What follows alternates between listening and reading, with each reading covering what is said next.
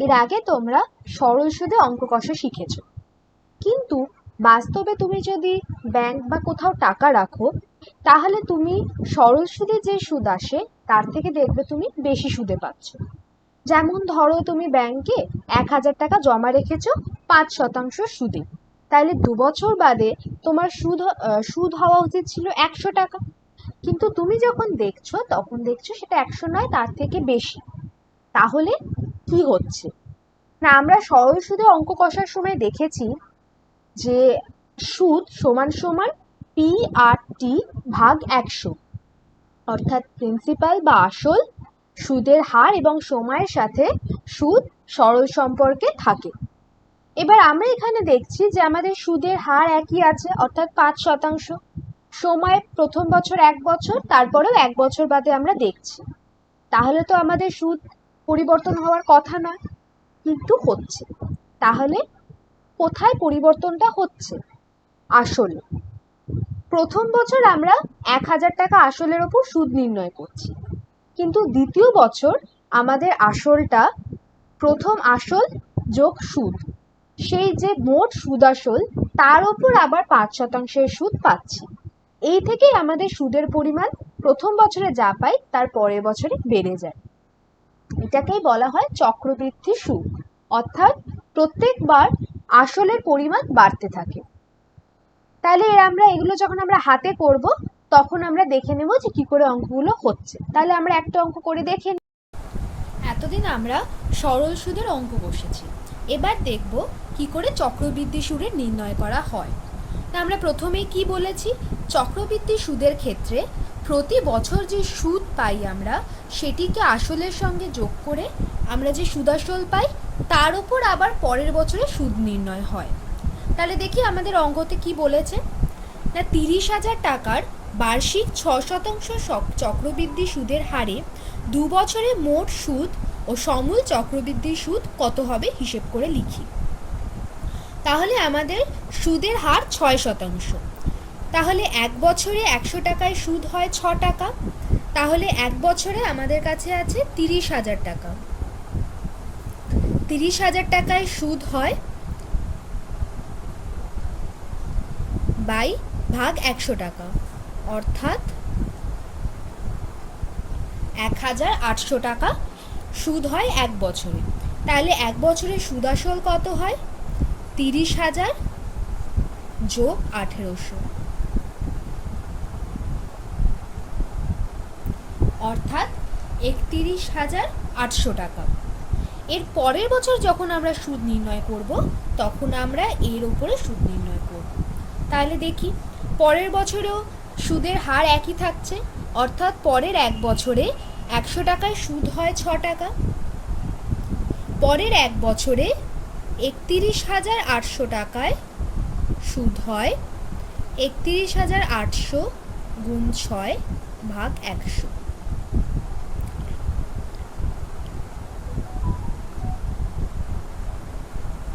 অর্থাৎ 1,908 টাকা। তাহলে আমরা দেখতে পাচ্ছি প্রথম বছরে সুদ হয়েছিল 1,800 টাকা এবং পরের বছর 1,908 টাকা। তাহলে আমরা দেখছি যে চক্রবৃদ্ধি সুদে যদি আমরা টাকা জমা রাখি তাহলে সুদের পরিমাণ বাড়ে। যদি আমরা টাকা কোথাও জমা রাখি তাহলে সেটা আমাদের পক্ষে লাভজনক, কিন্তু যদি আমরা কারোর থেকে ধার নিই তখন আমাদের চক্রবৃদ্ধি সুদ হলে আমাদের বেশি টাকা দিতে হয়, সেক্ষেত্রে আমাদের ক্ষতি হয়।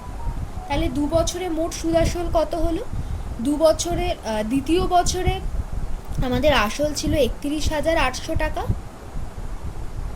এবং আমাদের লাভ হয়েছে 1,908 টাকা,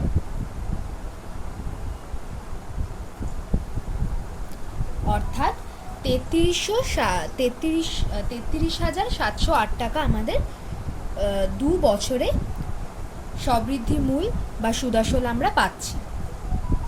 তাহলে মোট চক্রবৃদ্ধি সুদ, অর্থাৎ আমি মোট সুদ কত হলো না, আমাদের একদম প্রথমে আমাদের আসল ছিল 30,000 টাকা, অর্থাৎ আসল এবং সুদাসল আমরা দ্বিতীয় বছরের শেষে পাচ্ছি 33,700 টাকা।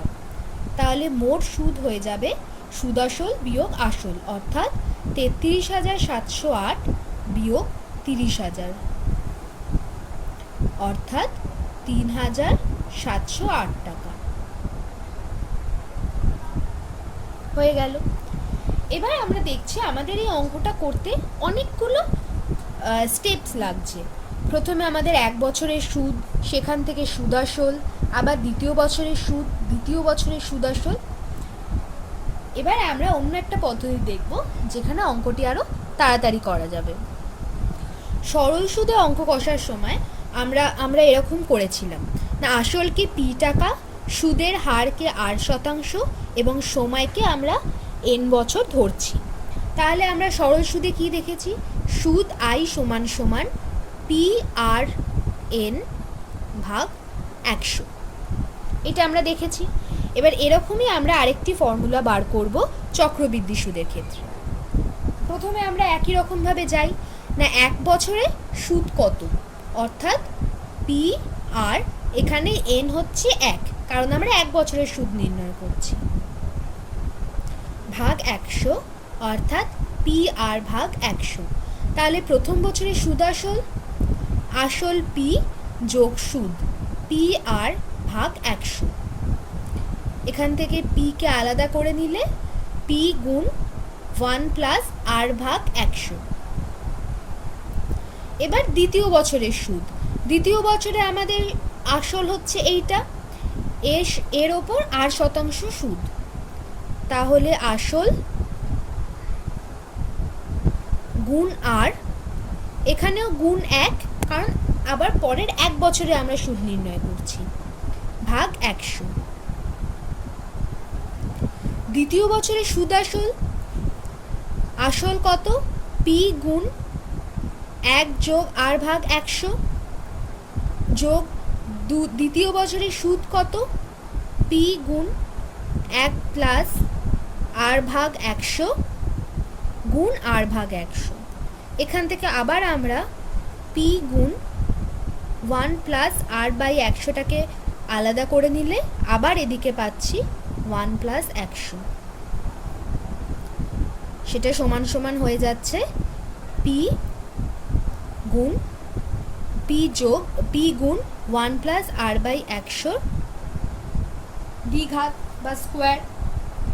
তৃতীয় বছরের সুদ আবার একই রকম, PR/100, যেখানে P হচ্ছে এত।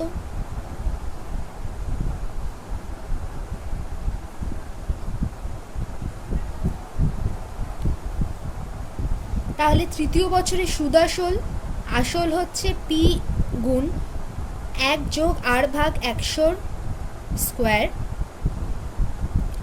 যোগ P গুণ 1 + R/100 স্কোয়ার গুণ R ভাগ 100। এখান থেকে আবার আমরা যদি P গুণ 1 + R/100 স্কোয়ারকে কমন নিয়ে নিই, তাহলে আমরা পাই 1 + R/100, অর্থাৎ P গুণ 1 যোগ R ভাগ 100 কিউব।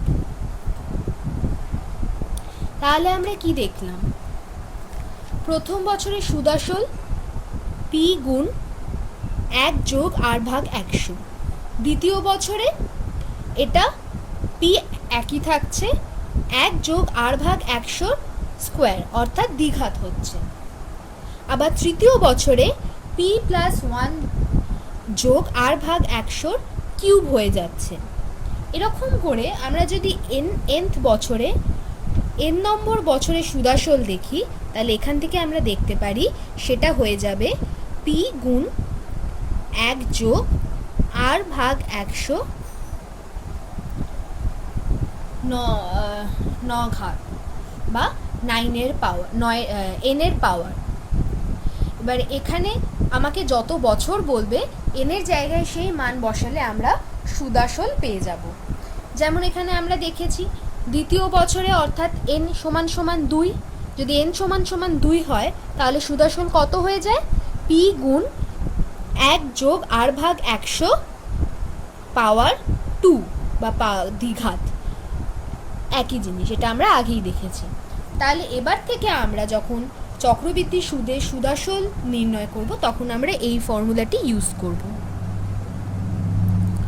সুদাসল = P গুণ 1 যোগ R ভাগ 100 টু দি পাওয়ার n। ঠিক আছে, কারণ আমরা সরল সুদে একটা ফর্মুলা ইউজ করতাম যে সুদ সমান সমান পি গুণ আর গুণ টি ভাগ 100, সেরকমই আমরা এখানে সুদ আসলের ক্ষেত্রে একটি ফর্মুলা পাচ্ছি। এবার আমরা আরেকটি অঙ্ক দেখে নেব। এটাই তোমাদের গণিত প্রকাশ বইয়ের চক্রবৃদ্ধি সুদ চ্যাপ্টারের 5 নম্বর অঙ্ক। কি বলেছে? বার্ষিক 5% চক্রবৃদ্ধি সুদের হারে 80,000 টাকার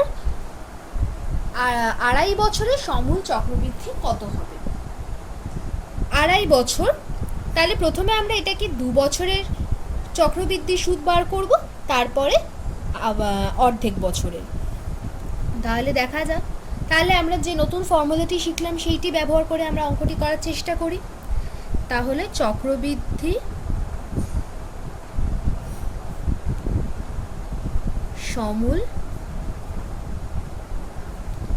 সমূল চক্রবৃদ্ধি সমান সমান পি গুণ 1 যোগ আর ভাগ 100 টু দি পাওয়ার n। এখানে পি অর্থাৎ আসল হচ্ছে 80,000 টাকা, আর অর্থাৎ সুদের হার 5%, এবং আমরা 2 বছরের জন্য নির্ণয় করছি। তাহলে এটা করে আমরা কত পাই?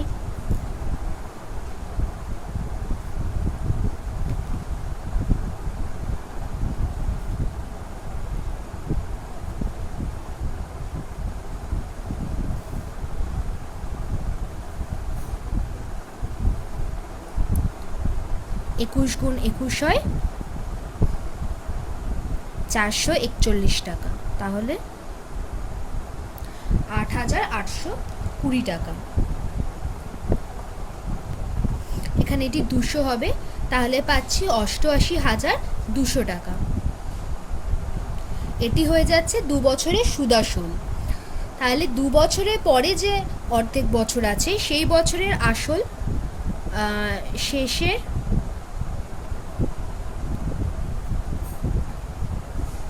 অর্ধেক বছরের জন্য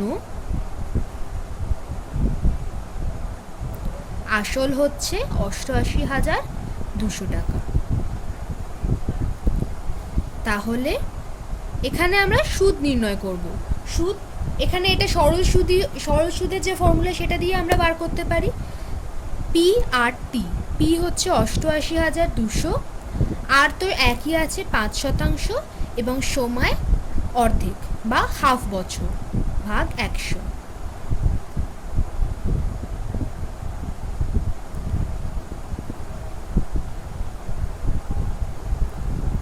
অর্থাৎ 2,200 টাকা। তাহলে 2 বছর পরে সমূল চক্রবৃদ্ধি হয়েছে 88,200 টাকা, এবং তারপরে হাফ বছরে সুদ হয়েছে এত টাকা। তাহলে আড়াই বছর পরে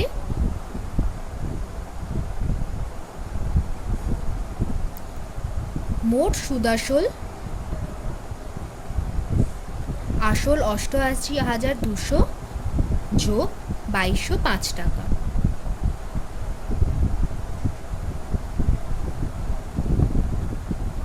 অর্থাৎ 90,405 টাকা।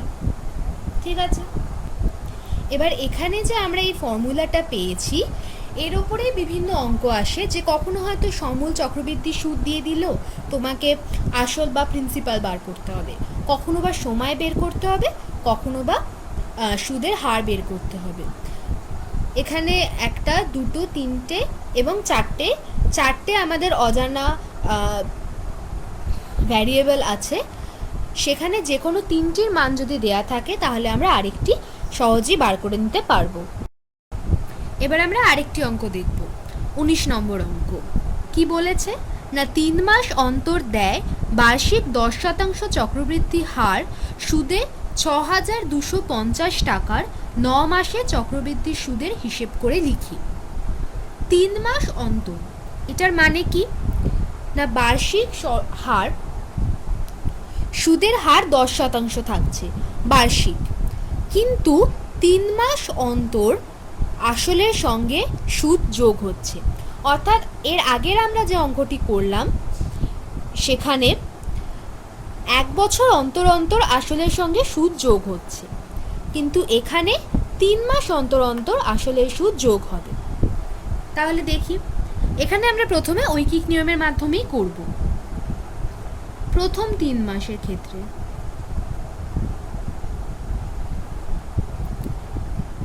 এখানে আমরা সরল সুদে যে ফর্মুলা ধরে করেছি আই সমান সমান পি আর টি, সেই ফর্মুলা ধরেই করব। প্রথম মাসে সুদ সমান সমান পি আর টি ভাগ 100। পি হচ্ছে ৬,২৫০ টাকা, আর অর্থাৎ সুদের হার 10% এবং সময় 3/12 ভাগ 100। 3/12 অর্থাৎ 3 মাস ভাগ 12 মাস 1 বছরে, অর্থাৎ 3/12 বছর।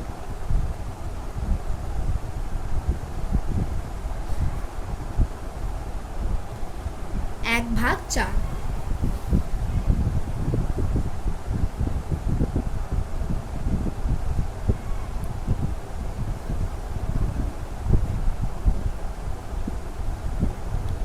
অর্থাৎ 156.25 টাকা। প্রথম বছরে তাহলে সুদ আসল কত হচ্ছে? প্রথমে আমরা এই হিসেবটা করছি না, এটা প্রথমের জন্য দেখালাম, এর পরের বার থেকে আমরা করব না, আমরা ক্যালকুলেশন একদম শেষে গিয়ে করব, তাহলে আমাদের অঙ্ক করতে সুবিধে হবে এবং ভুলও কম হবে। সুদ আসল সুদ ৬,২৫০ টাকা যোগ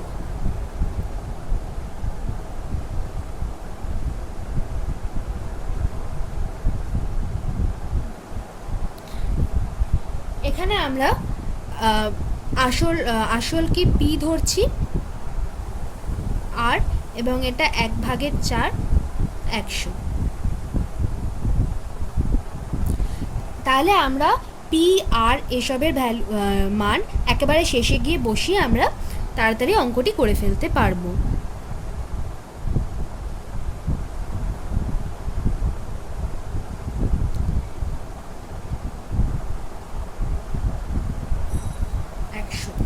তাহলে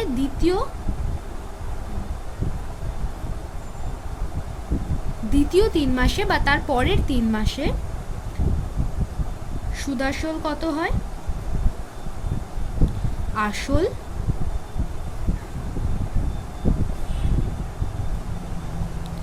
যোগ সুদ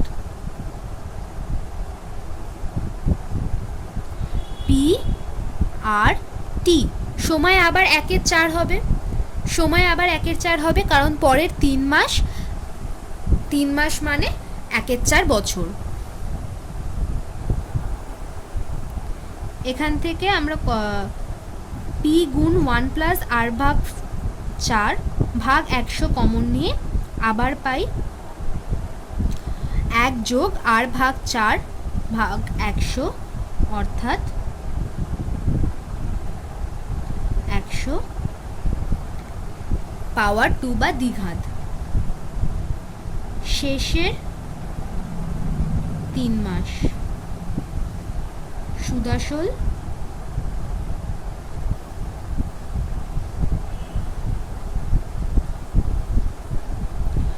আসল যোগ সুদ পি আর টি।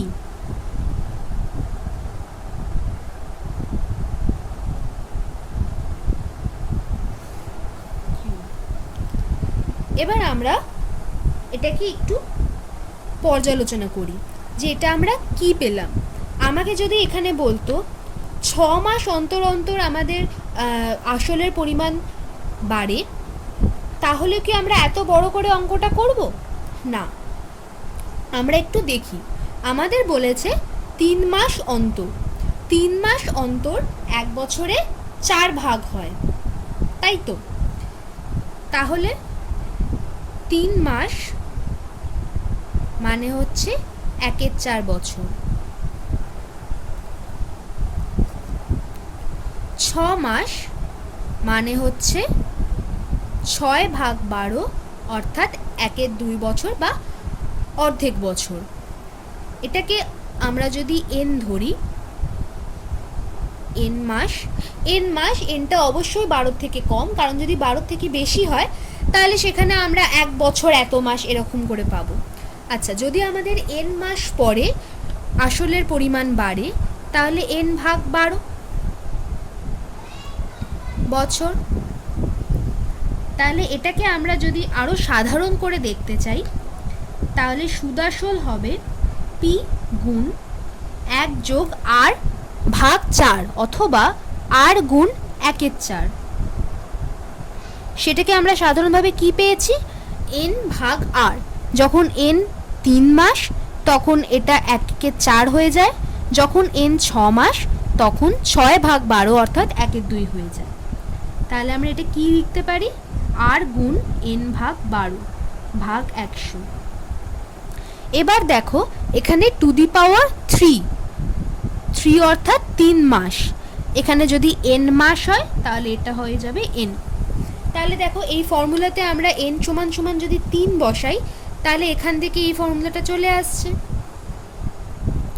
আবার এই ফর্মুলাটা যদি আমরা 6 বসাই অর্থাৎ 6 মাস অন্তর অন্তর যদি আমাদের আসল বৃদ্ধি পায় তাহলে এটা কি হয়ে যাবে, তাহলে আর যদি আমরা 1 বছর ধরি, 1 বছরে আমরা কত সুদ পাবো না পি গুণ 1 যোগ আর 6 ভাগ 12 অর্থাৎ 1/2 অর্থাৎ r/2 ভাগ 100 টু দি পাওয়ার 2। কারণ এন সমান সমান আমরা 6 মাস নিয়েছি। আচ্ছা সরি, এখানে এই যে 3 মাস, এই 3টা আমরা কোত্থেকে পাই না, আমাদের 9 মাস বলেছে ভাগ 3 মাস অর্থাৎ 3। এটা হচ্ছে সময় যদি আমাদের টি দেয় ভাগ 9।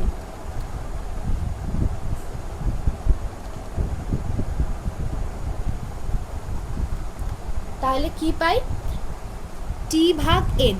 এখানে টি হচ্ছে কত সময় আমাদের সুদ নির্ণয় করতে হবে এবং এন মানে হচ্ছে কত বছর অন্তর অন্তর আমাদের আসল বৃদ্ধি পাবে। তাহলে যদি 6 মাস অন্তর অন্তর আসল বৃদ্ধি পায় তাহলে 1 বছরে এই ফর্মুলাটা কি হয়ে যাবে না টি সমান সমান 12 মাস মানে 1 বছর এবং এন হচ্ছে 6 মাস। তাহলে 12 ভাগ 6 অর্থাৎ এখানে 2 চলে আসবে। ঠিক আছে।